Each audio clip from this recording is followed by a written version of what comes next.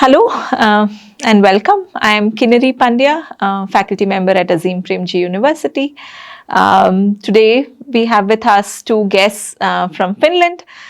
Once again, happy to have Hannele Cantell, Associate Professor at University of Helsinki, Riikka Suhonen, Doctoral Researcher at University of Helsinki with us. We thought after our last conversation on understanding the broader Finnish education system with Jana Pessonen and Hannele Cantell a few months ago, today we explore and understand and clarify some of the broad myths that are widely prevalent about the Finnish education system.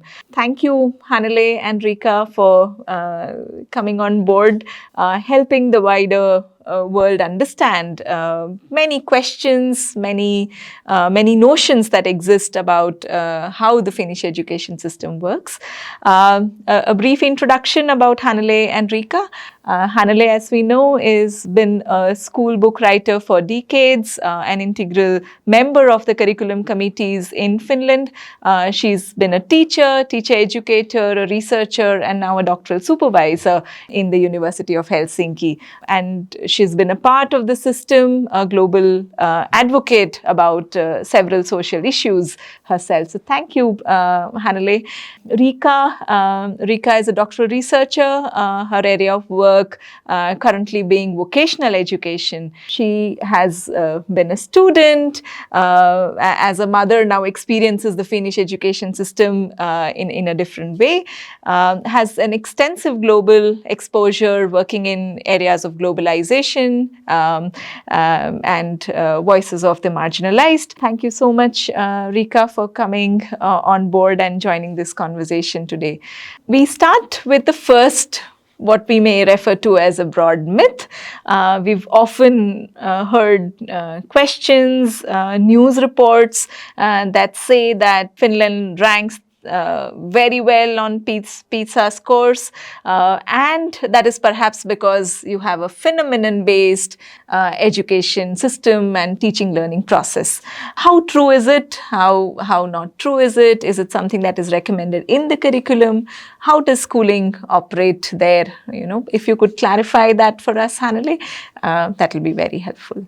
Is it really phenomenon-based teaching? What is the view? Thank you, Kinnari.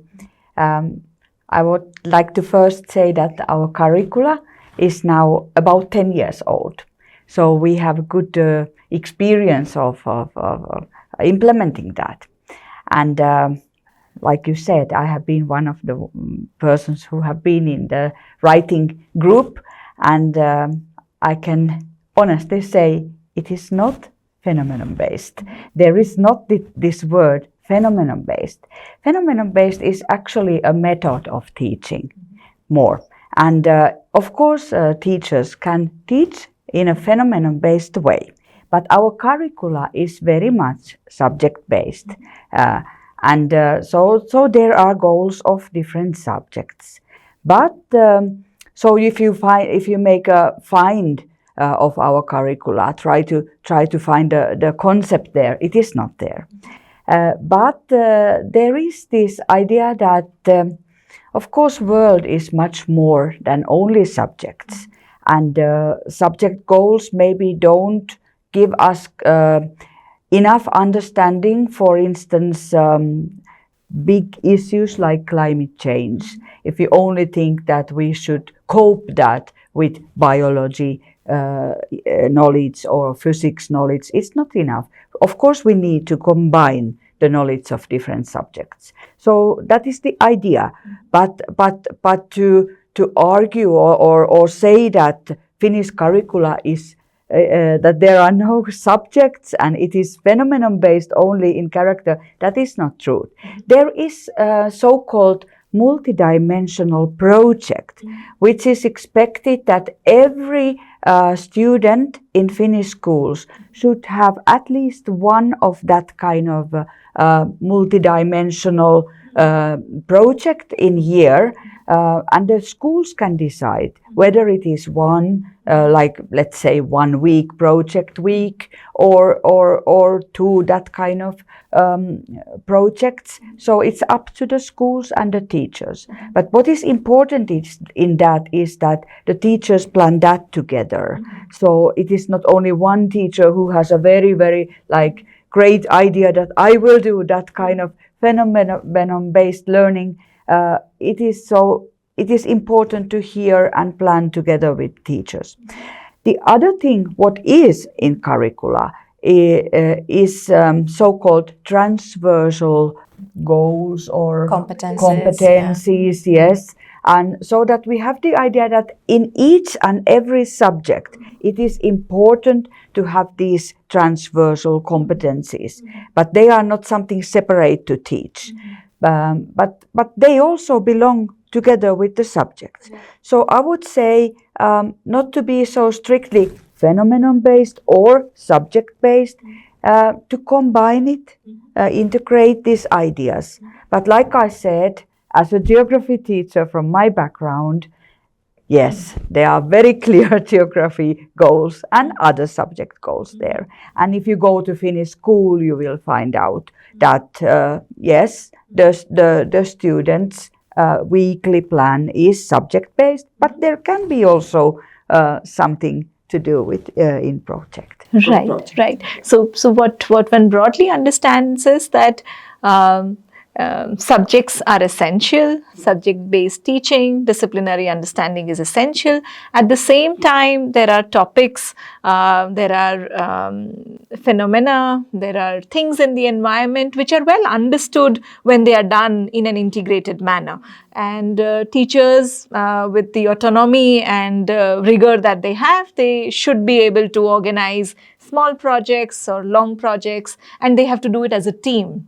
I think that's extremely important what you just highlighted, that it's not a single teacher who can really plan and just do something on her own. It has to be integrated across subjects. And what I also kind of understand from what you're saying is that therefore to refer to the Finnish schooling or education as wholly phenomenon based is quite inaccurate and incorrect. There is an emphasis on subjects, there is relevance on subjects, there are criteria that subjects have and goals subjects have, which all teachers ought to meet. And sometimes I even say, because this discussion has been quite wide that, and also international, that Finnish curricula is subject-based, phenomenon-based. So I have a good tip that, okay, please read our curricula. So maybe this kind of misunderstanding will then, yes. Okay. Thank you, Hannele. That's an extremely important clarification. I think we just get carried away saying, a great country, great education, and it is phenomenon-based is what makes it great, but perhaps not. I think the second popular myth, or one keeps wondering, is that students in Finland have no homework. How true is that, Riikka, if you could help us understand, are schools really not giving homework? What is the value of homework? Is good education about no homework and only schoolwork? A whole lot of things surrounding this idea of taking back work home. Yeah, I think this myth came perhaps in the same news article as this phenomenon-based issue. I'm not a teacher educator myself at the moment, but as a mother of an 8-year-old child, I've been, of course, observing how she's now in the 2nd grade. And they do at least have homework. And there's teacher autonomy, diversity. Teacher can decide how much homework they want to give their children. So looking at their class, looking at the kind of students, pupils they have and what makes sense in that context. Perhaps the thing is that perhaps Finland doesn't have as much homework as in maybe some other countries, or it's not very common, or it's actually very rare to have like a tutor teacher or someone who would help the child after school. So in a way, it's the parent's responsibility to help the child if the child needs help with the homework. But so there might be quite little. It could be just 5 minutes, like one small thing, a task that they have been practicing at school. So it's not something new, obviously. So it's something that is just repeated to make sure that that you get the kind of routine to work on your own as well, and ask for help if then you need from others or from the teacher as well. So I guess it's the amount of work, that it's not as much homework maybe as in other countries. Right. But there's nothing called no homework. Maybe there are schools, maybe there are teachers, but at least when I've been discussing with parents and across Finland, of course, people that I know and going to school myself, I wouldn't say it's very common, at least. So I can't say that there wouldn't be any school with no homework. Yeah. Hannele, would you like to add a curricular perspective on how homework is seen, and what is the need that a teacher would feel to give some work back home to children? What may be some goals behind homework themselves? Actually, in our curriculum, it is not said that the teacher have to do in one way or another with homework. But I think that if we are dealing, let's say, food in health education lecture, so I think it's very good to give some homework that the students need to think about some kind of personal perspective of the thing what is learned at school. So maybe that homework can be like very like that you need to think what I think about this issue and what is important for me to this issue. So that is one way that the teaching is not about concepts and things like that. It comes somehow like personal. Yeah. The other thing is that I think it's important to get the routine of learning, and if you have regular homework, although it's little, you get the idea of doing work, because learning is not only sitting at school, it is also doing some regular work. So in that sense, I think it's quite important to have homework, and also it is important that the teacher next day or when the homework will be checked is also doing that, so that they are dealing with what is done. But there is no punishment if a student has not or has forgotten to do it. But of course the teachers check that you have done it, and I think it's important that there is some kind of feeling that is important to do your duties. Right. Yes, but like Riikka said, we don't have that idea that homework is something totally extra, so that the content, it really, or I think at least it could be good that it's connected to the thing what is taught at school. So it somehow deepens the understanding what is done in school. Right. Okay. Thank you. So again, just to summarize what you both said, that homework is not burdensome in some way. It is something as a continuing aspect of school, what they've done to experience back home, and most essentially to bring some responsibility for students to carry back home, finish their little work and come back. And I think the other important thing is that in case they are not able to do it, there isn't a punishment or there is no punitive action. There is, of course, accountability, that they come back, show, and the teachers check that. So it's not something that they're just given to do. But both teacher and student have a responsibility towards the work that is given.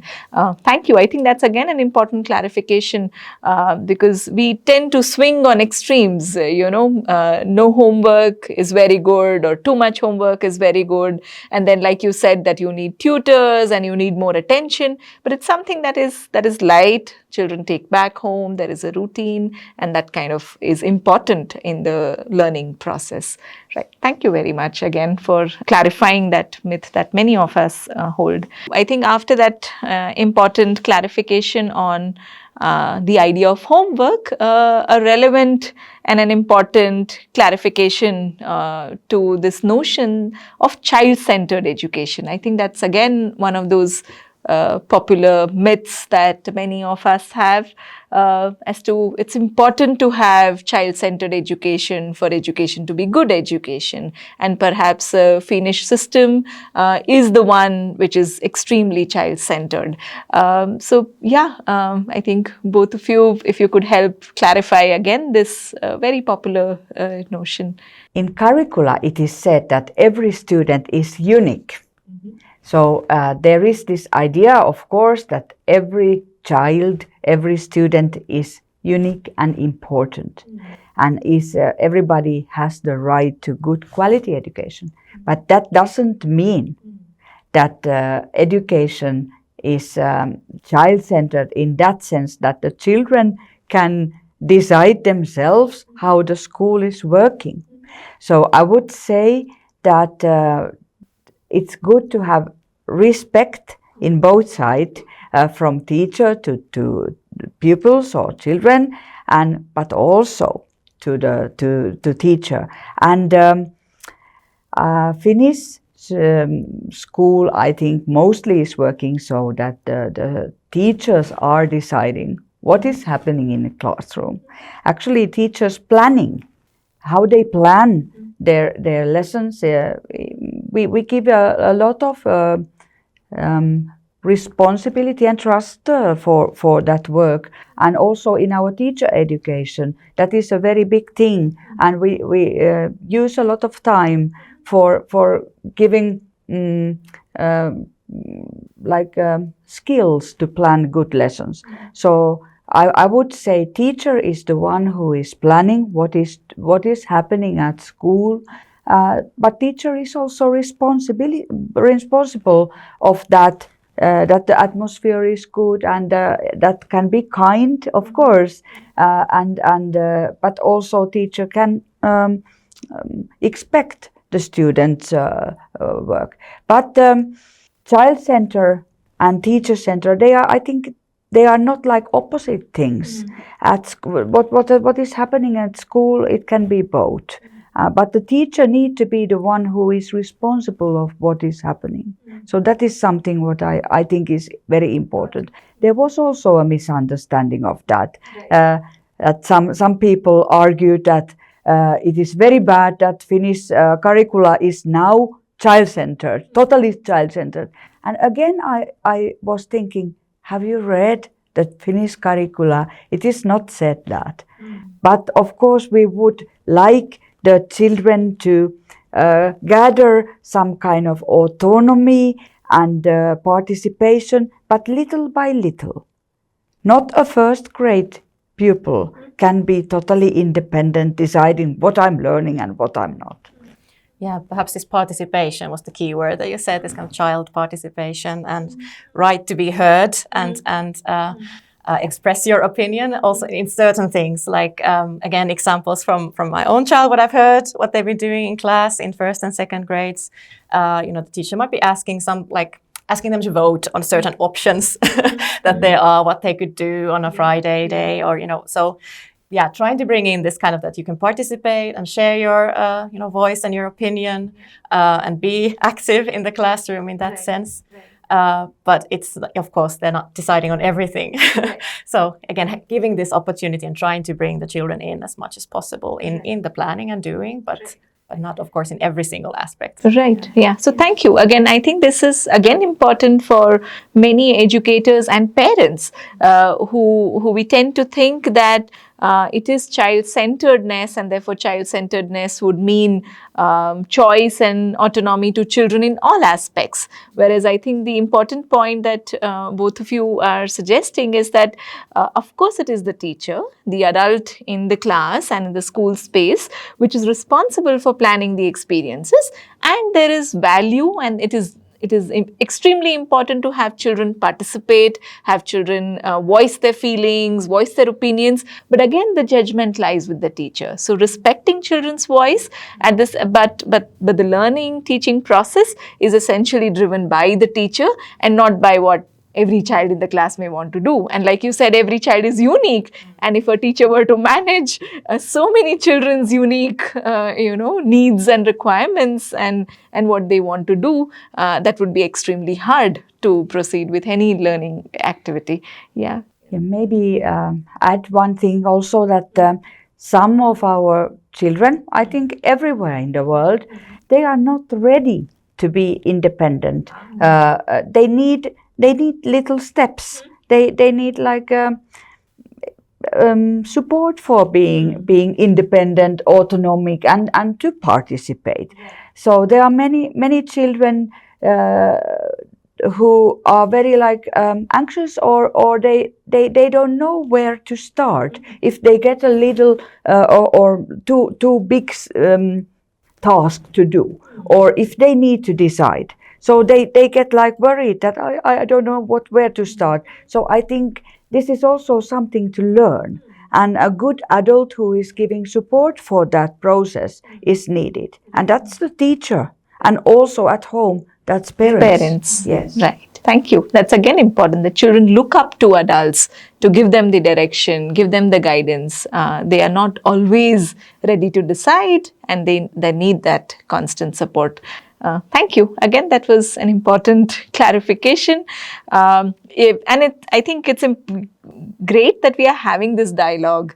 I think things get written, things get heard, things get picked up in media, and then it spreads, in the current context.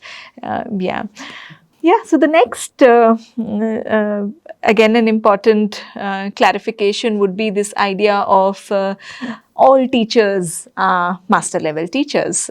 So we've kind of discussed how the teaching learning process or organizing of the curricula is at one level. We have the question of homework and children's participation and child-centeredness at another level. And then we have this idea that all teachers are highly qualified, and of course they are, but is the master level qualification the only qualification, right? And is that how all Finnish education is kind of designed, especially teacher education is designed? Riikka, would you help us understand this better? Yeah, I guess it's good to start because there are different levels of teachers, or teachers are teaching in different grades. So primary school teachers have master's degree, and I guess that's relatively rare in the world. So it's kind of what is often said about the Finnish education system, that primary teachers also have a master's degree. And also lower secondary teachers must have a master's degree, and the general upper secondary teachers must have a master's degree. But then there's the early childhood care and education. So there it's bachelor level, that is at the moment at least required in Finland. And then in vocational education, which is at the upper secondary level, so there is the general upper secondary and vocational upper secondary. So the teachers in vocational education, those who teach the vocational subjects come from their profession. Let's say it's a welder or a painter or a car mechanic or a practical nurse or nurse. So they must have the very strong professional background, but they're not necessarily required to have especially a master's degree. It's good to have a higher education degree, but in some professions, not even that is required, because there is no higher education degree for a painter, for example, in Finland directly. That would be like, so they're required to have the teacher pedagogical training, which takes place in a University of Applied Sciences, but it's not a higher education degree on its own. It's the teacher pedagogical studies. So these are the ones that do not in legislation require to have a master's degree. The early childhood, and then in vocational education, the vocational teachers, the general subject teachers, there also must have a master's degree. Right? So, Thank you. So again, what we seem to be saying is that school teachers in the from grade 1 to higher secondary all require a master's degree, and that is an integrated 5-year program that teachers go through. But teachers of early childhood and daycare centers, they require a bachelor's qualification, which in itself is a higher education degree, but not at the level of the master's degree. And I think the other important thing that you said about the skill-based programs and the vocational programs is the practice that a person may come with, along with the teaching pedagogy degree. Just a curious question, Riikka. What percentage of students in Finland take vocational education as a track? And that brings us to our fifth myth, actually, that all of education prepares us for academic qualifications, right? You become a teacher or a doctor or an engineer or an academic. Is what percentage of students actually take an academic track, and does the Finnish education essentially prepare for that? Or is there a number of students who choose the vocational education also as a preferred track? Given your expertise, if you could help us understand that. again, I guess it's a question of what is kind of the desired, or what is kind of the ideal image where you should go with education in Finland. And at the moment, it has been the situation for the past 20 years or so. It's around half-half. So half of the 16-year-olds, when they need to choose where they continue their studies, whether it's in the general upper secondary education, the academic track, you could call it, or in the vocational education, vocational schools, and choosing a specific profession, let's say practical nurse or cook or some service field or technology field. So around half go to vocational, half go to general. It differs a lot though between cities and schools in the Helsinki region. More continue in the general, in some maybe smaller towns with a lot of industry, for example, in the town. Actually more choose vocational, and some vocational fields are actually also very wanted. So you might not even get in to the field that you would want to study because there are more 16-year-olds who want to go to that field for various reasons. It could be just the image or the job possibilities in that area. So yeah, in some fields, it is very, very, desired path to go to vocational education, and also you could say respected. So there is not so much stigma involved as in many other countries. And of course that shows in the numbers as well, that so many young people are, at least to a large extent, actually choosing themselves. Of course, there's a lot of parental involvement and school guidance counselor who are also participating in this process. But usually it is the person themselves who are actually making the decision, which is a hard decision to make when you're 16. Of course, that has to be added. Thanks. So again, this idea that there is no hierarchy in that sense, that children have to choose an academic track, or vocational education is not that well regarded. I think what you seem to be saying is that it's respected. There is a process that helps an individual choose the right, make the right choice, a difficult choice, though with school counselors, teachers, and finally what the person wants to do. So I think again that's an important element, that not all education seems to be preparing or encouraging one kind of a profession or academic track to choose, but the education opens up avenues for people to pick and decide for themselves where they might be best suited. Yeah. Hannele, would you want to add something? I would say I would hope that there is no hierarchy, but there are some schools, and especially what Riikka mentioned, this career counseling, that not all career counselors have that idea that there is no hierarchy. Maybe there is some more advice to choose the academic part, but I would say that if we want to have a good society, we need all people's expertise, and it's highly important that we don't somehow think that it is something less if you work in the field of industry or in the work of youth work, which is also under the vocational education in Finland, for instance. I think this idea that everyone's work is important, that is very, very important. I think we are not good enough in that thinking in Finland neither, but I think that should be there, that we should respect everybody's work. Otherwise we face really big problems which are already there. This polarization, or the thing that some young people won't want to study at all.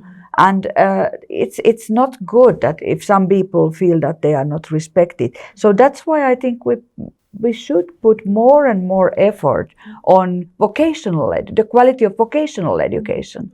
That it is not, like Riikka knows much better than me, but it is not just skills to do something. It is also skills for life and citizenship, and gives you also the possibility to continue in higher education. So there is that possibility in Finland to continue also in higher education. So I would say there is this hierarchy, and of course there are different kinds of educations. They have different goals and objectives, vocational, general. The general prepares you for university. I mean, that is its task. And vocational prepares you for work, but also higher education if you want that, and especially the applied sciences universities. But so there is this kind of it's an important decision to make at 16, but it's not for your end of your life. Yes. So you can also do both. You can go back, forth. There's this, there should be this kind of flexibility within the Finnish system that we hope that will continue also in the future. Yes. Yeah. And to mention, there are also these not so very typical ones, but some rare examples of young children who have done masters and after then choose vocational. Right. And I am a mother of one of these young people who have done that track. So there is a possibility also to think when you are, let's say, 30 years, that what shall I do with my life? And maybe the vocational part and the vocational area is the one what you get more like happiness. Yeah. So that kind of ideas are there. Right. Yeah. I think this is an important message as well, that what you choose at one point, you need not stay there. One can, of course, explore pathways, and as a system in Finland, it seems to be offering that. Generally in life, I think all of us can also come back and see where we really want to work.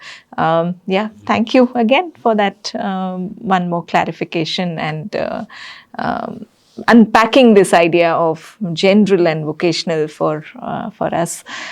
Having gone through this range of myths, popular notions, any thoughts, any further clarifications or key points that you want to highlight about the Finnish system, how it treats young people, children, what is the goal of education?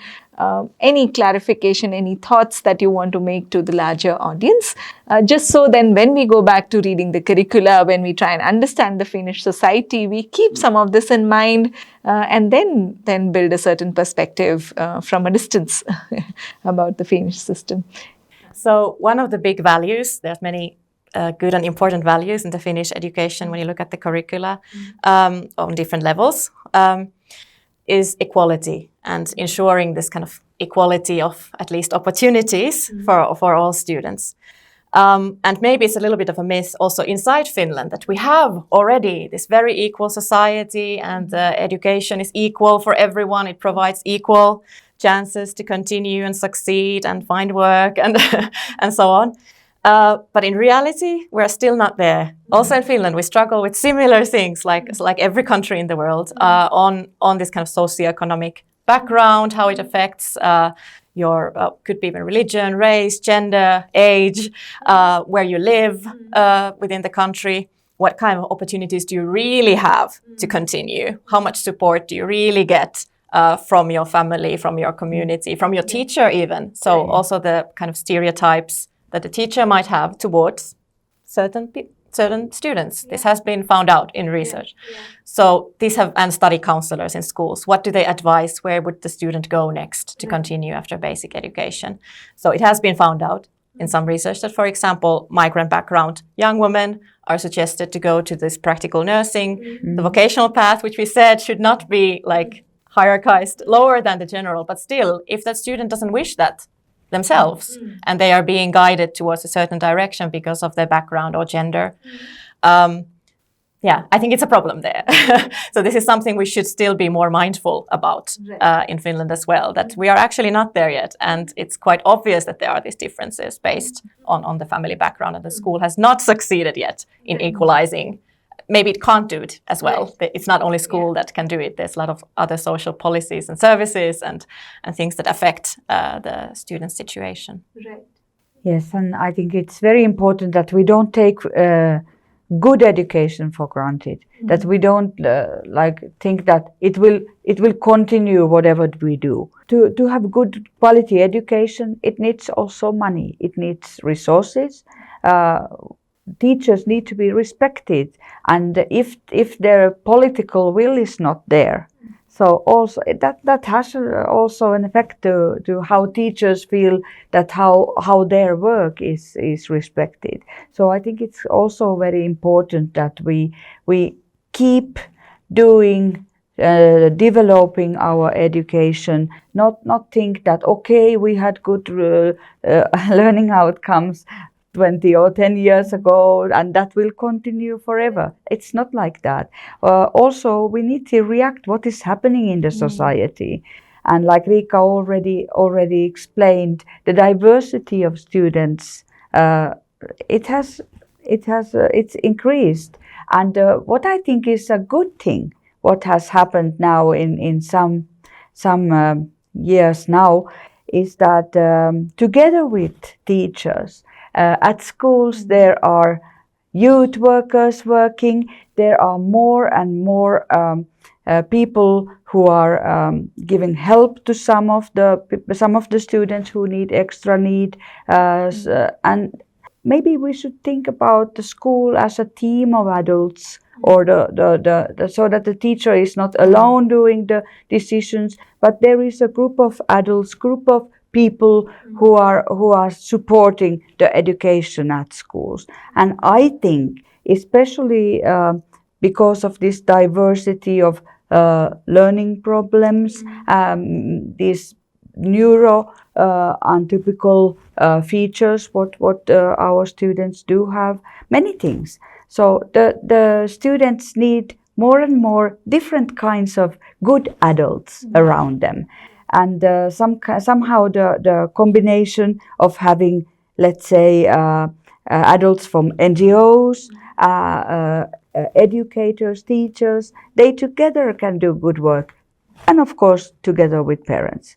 But this kind of things, we need to somehow observe what is happening in the world, so the school is not like a box.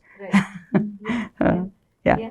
Thank you again. I think very important insights both of you have just shared, that society is a society.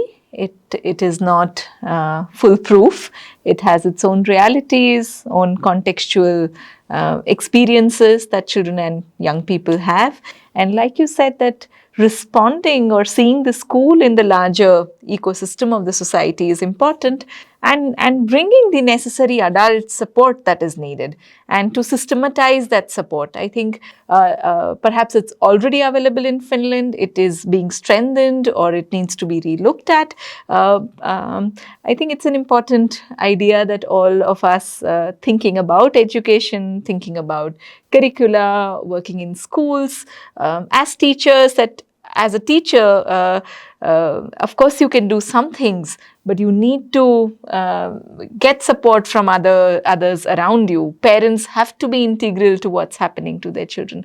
I think a whole range of things that both of you have shared perhaps gives a little more clarity, a little more nuanced understanding of when we look at even the best of education societies in the world, there are aspects that one only knows when you are in that reality, and not everything is as it appears outside. I think that's been a useful conversation, and hopefully, lays a certain ground to now go back, look at what is written in the curricula, look at our own systems and practices with a certain critical eye, as well as a certain accepting eye, that we are doing what's possible within our context. And of course, there is chance to improve and strengthen what we are doing.